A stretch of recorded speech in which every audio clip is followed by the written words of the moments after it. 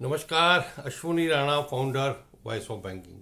आज शनिवार है और हम करेंगे बैंकिंग की बात। मेरे साथ का ये 28वां एपिसोड। और आप सभी लोगों का बहुत बहुत धन्यवाद, शुक्रिया कि आप मेरे इस कार्यक्रम को पसंद कर रहे हैं, शेयर कर रहे हैं, लाइक कर रहे हैं। एक और अनुरोध आपसे कि 2025 ख़त्म होने वाला है, हम 26 की ओर जा रहे हैं। 28 एपिसोड हम कर चुके हैं।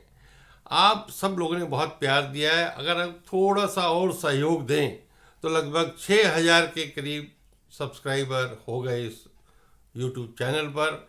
अगर आप सभी कम से कम एक एक सब्सक्राइबर ऐड करवा दें तो 2026 में हम 10,000 सब्सक्राइबर के परिवार तक ये बैंकिंग की बात पहुंचाने में सफल हो सकेंगे। और उम्मीद करता हूं कि आपके लिए एक छोटा सा काम है, लेकिन मेरे लिए एक बहुत सा उत्साहवर्धन वाला मुद्दा रहेगा।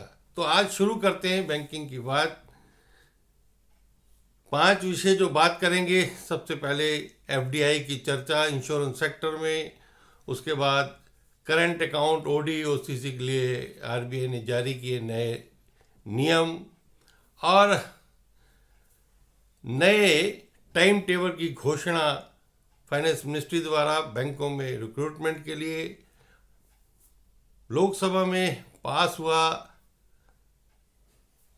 बिल, सुप्रिया शुले जो कि एक सांसद हैं एनसीपी की, उन्होंने एक प्राइवेट बिल प्रस्तुत किया है, राइट टू डिस्कनेक्ट। और पीएनबी के लिए एक राहत भरी खबर कि मेहुल चोकसी की सुप्रीम कोर्ट बेल्जियम ने जमानत जो अपील जो थी वो रिजेक्ट कर दी भारत आने के लिए। तो पहली सबसे बड़ी खबर जो कि केंद्र सरकार की कैबिनेट ने अप्रूवल दे दिया कि इंश्योरेंस सेक्टर में 100% एफडीआई को परमिशन दे दी गई है। और इसी हफ्ते ये बिल भी उम्मीद है पार्लियामेंट में आ जाएगा और वो पास हो जाएगा। 74% की पहले ही लिमिट थी, लेकिन अभी उसको 100% कर दिया गया है। देश में एफडीआई आना चाहिए, इन्वेस्टमेंट जरूरी है, लेकिन इन्वेस्टमेंट ऐसे सेक्टर में हो जहां की ज़्यादा ज़रूरत हो। ज़रूरत इंश्योरेंस में भी है। कारण क्या है कि इंश्योरेंस के अंदर जो जीडीपी में इंश्योरेंस का एक कंट्रीब्यूशन है, वर्ल्ड में अगर देखा जाए तो 4.2% के करीब इंश्योरेंस सेक्टर का कंट्रीब्यूशन है। वहीं भारत में सिर्फ 1% है, यानी बहुत बड़ा क्षेत्र है जो कि अभी इंश्योरेंस के हिसाब से अछूता है। तो उसके हिसाब से विदेशी कंपनियां आए, निवेश आए, लेकिन उसके साथ साथ सरकार को कड़े नियम बनाने पड़ेंगे। आईडीए रेगुलेटर जो है इंश्योरेंस का, उसको ये देखना पड़ेगा कि कंपनी आ रही है सिर्फ यहाँ लूट खसोट करने के लिए तो नहीं, सिर्फ कमाई करने के लिए तो नहीं है। यानी आम आदमी को वो फायदा देने के लिए आ रही है, ना कि उनको लूटने के लिए। क्योंकि पहले से ही जो प्राइवेट कंपनी है वो हर साल प्रीमियम बढ़ा देती हैं और जो जनता है उसके ऊपर उसका बोझ बढ़ता जा रहा है। तो वो इस प्रकार का रेगुलेशन रख सकेंगे।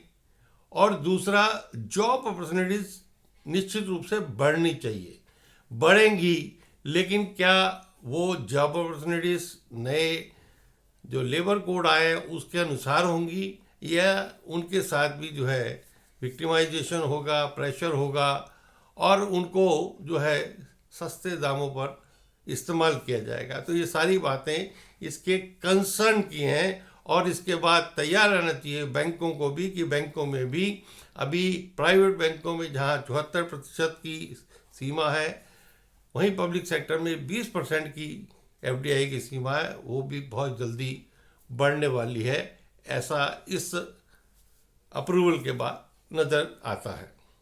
अब बात करेंगे रिजर्व बैंक ने करंट ओडी ओसीसी अकाउंट्स की नियमों में कुछ बदलाव किया है। 1 अप्रैल 2026 से ये नियम लागू हो जाएंगे।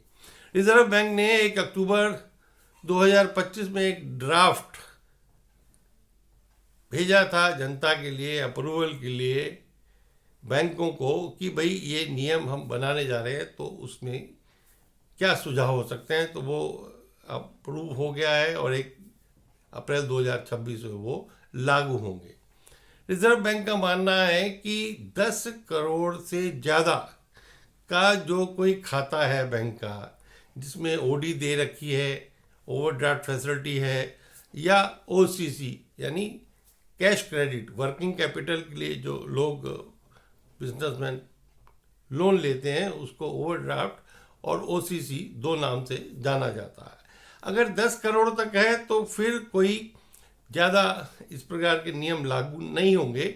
लेकिन अगर 10 करोड़ से ज़्यादा की है तो उस कंपनी का जो करंट अकाउंट है वो बाकी बैंकों में नहीं खोल सकता। यानी बहुत सारी कंपनियां ऐसे करती हैं कि वो दूसरे बैंकों में करंट अकाउंट खोल लेती हैं, जो पेमेंट आती है वो वहाँ पर, और वो पैसा जो है डाइवर्ट होता रहता है और बैंक का लोन वापस नहीं आता। यानी वो जो वर्किंग कैपिटल के लिए ओसीसी है, ओडी है, उसके अंदर वो पैसा जमा नहीं होता। और अगर किसी बैंक का 10% तक का स्टेक है तो वहाँ वो खाता खोल सकता है करंट अकाउंट, लेकिन वो सिर्फ क्रेडिट के लिए होगा। यानी उसके अंदर ना तो चेकबुक मिलेगी, ना एटीएम होगा, यानी वो सिर्फ पैसा उसमें आएगा और बाद में मेन अकाउंट में ही वो पैसा जा सकेगा। तो एक बहुत अच्छा कदम है रिजर्व बैंक का कि ऐसे बहुत सारे अकाउंट हैं कि जो लोग फंड को ट्रांसफ़र करते हैं, फंड को दूसरी तरफ डाइवर्ट कर देते हैं और बैंकों का जो लोन है, ओडी है, ओसीसी है, वो डूब जाता है, जो पर्पस है वो डिफीट हो जाता है। तो इस नियम से उनको नकेल करने की एक कोशिश रिजर्व बैंक ने की है और 1 अप्रैल से ये नियम लागू हो जाएंगे। उसके बाद बैंकों में जो भर्ती होती है, और जब भी कभी किसी भी एचआर के एग्जीक्यूटिव से किसी बैंक के हेड ऑफिस में बात हुई तो उनका कहना है कि एट्रिशन रेट बहुत ज़्यादा है। यानी जितने लोग आ रहे हैं उतने छोड़ जाते हैं, पहले से ही दबाव है, स्टाफ कम है, उसके बाद भी भर्ती का प्रोसेस में 2 साल लग जाते हैं। जितने लोगों को वो सेलेक्ट करते हैं, अपॉइंटमेंट लेटर इशू करते हैं, उसमें से 40% ही ज्वाइन करते हैं, और जो ज्वाइन करते हैं वो भी बाद में छोड़ जाते हैं। उसका सीधा सीधा जो एक बड़ा कारण है, उसका ये कहना है बैंकों के एग्जीक्यूटिव्स का कि भाई अगर किसी का सिलेक्शन आरआरबी में हुआ है, रीजनल रूरल बैंक में हुआ है, ग्रामीण बैंक में हुआ है, तो वो उसकी कोशिश रहती है कि मैं स्टेट बैंक या नेशनलाइज बैंक में चला जाऊं, तो वो वहाँ चला जाता है तो वैकेंसी खाली हो जाती है। नेशनलाइज बैंक वाला सोचता है मैं स्टेट बैंक में चला जाऊं कि वहाँ फैसिलिटीज ज़्यादा है। तो अभी एक नया टाइम टेबल फाइनेंस मिनिस्ट्री ने कहा कि डिसाइड किया है कि पहले स्टेट बैंक का जो प्रोसेस है रिक्रूटमेंट का वो पूरा होगा।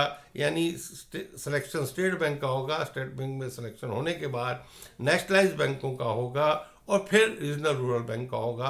तो इससे जो ओवरलैपिंग होती है, एट्रिशन होता है, सिर्फ इसीलिए कि एक बैंक को छोड़कर दूसरे बैंक में जाने की जो होड़ होती है वो ख़त्म होगी, और जो स्थायित्व आएगा, लोग जो एक बैंक में ज्वाइन करेंगे वो वहीं पर रहेंगे, ऐसा उनका मानना है। लेकिन बाकी भी बहुत सारे फैक्टर हैं कि जो एट्रिशन रेट को प्रमोट करते हैं बैंकों में दबाव के कारण।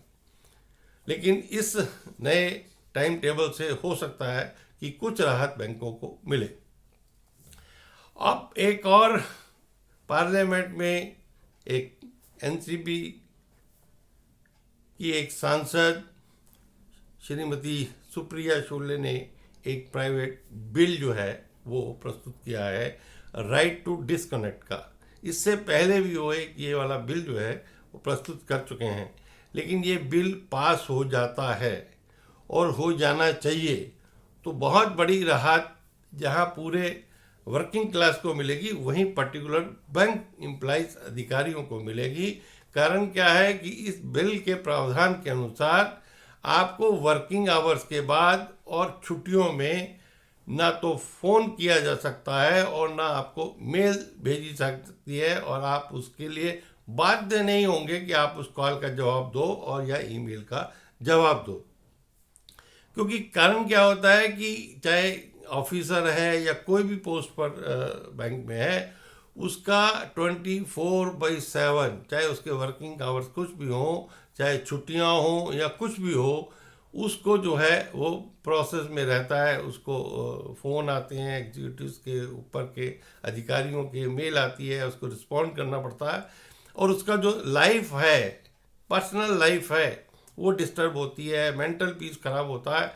तो अगर ये बिल पास होता है तो निश्चित रूप से बैंक के लोगों के लिए भी बहुत बड़ी राहत होगी। वहीं पीएनबी मैनेजमेंट के लिए बहुत बड़ी राहत होने वाली है, क्योंकि बेल्जियम के सुप्रीम कोर्ट ने भगोड़ा जो मेहुल चोकसी है उसकी जो अपील थी भारत लाने की, उसको उन्होंने रिजेक्ट कर दिया, और बहुत जल्दी मेहुल चोकसी जो है वो भारत आएगा और उसके ऊपर जो सीबीआई और ईडी का केस है वो चलेगा, और बैंक की जो लोन फ्रॉड करके उसने लिया था उसकी रिकवरी हो चुकी थी। मेहुल चोकसी 2018 में जो है वो देश से भाग गए थे। लगभग 13,850 करोड़ की देनदारी पीएनबी को है, और उनके भतीजे जो वो भी नीरव मोदी, वो 2019 में भाग गए थे और लंदन में हैं, वो भी वहाँ जेल में हैं। लेकिन ये प्रत्यर्पण की जो संधि है उसके अनुसार वो दोनों ही फाइनली आएंगे, लेकिन पहले मेहुल चोकसी जो है वो भारत आएंगे, और पीएन की मैनेजमेंट के लिए एक बहुत बड़ी राहत की खबर इससे हो सकती है कि उनकी रिकवरी में, प्रोसेस में उसको लाभ होगा। तो आज की इस बैंकिंग की बात के इस एपिसोड में इतना ही। मिलेंगे अगले शनिवार, और मैंने जो आपसे एक रिक्वेस्ट की है कि कम से कम एक सब्सक्राइबर और ऐड कराकर मुझे थोड़ा सा प्रमोट करें। उम्मीद है कि अगली बार जब मिलेंगे तो परिवार थोड़ा सा बड़ा हो जाएगा। तब तक के लिए नमस्कार, धन्यवाद।